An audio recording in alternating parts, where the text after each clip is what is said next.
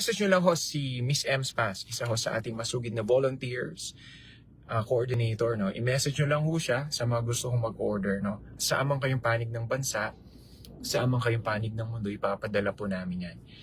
Either punta kayo doon sa Lucky Chinatown Mall, kayo mismo pupunta, pipili kayo ng gusto nyo, or kung gusto ninyong i-deliver na lang sa inyo, i-message nyo lang ho si Miss Ems Paz. And for only 500 pesos, di ba, may t-shirt ka na, may tumbler ka na, may mug ka na, may payong ka na, may relo pa pala. Ronnie Lee ang project ni Tina Rilo. Ano pa? Ano ba yung mga nandun? T-shirt, relo, tumbler, or wall clock, I mean. Mug, payong. Yun. Nakatulong ka pa. Hello kay Mr. Leo Lazo. Again, hello kay Lynette Avila. Thank you for sending stars. Chenkay Pabiona. Pwede po daw pa-request idol, yakap. Alright, abang inaayos ko yung request song ni Miss Chenkay Pabiona, mga kababayan, send na kayo ng stars. Just click the yellow or white star button sa baba na inyong screen.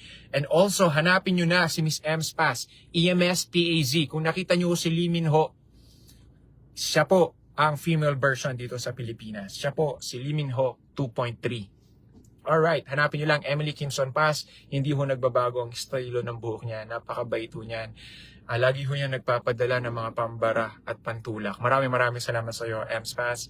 Mabuhay ka. And gusto ko palang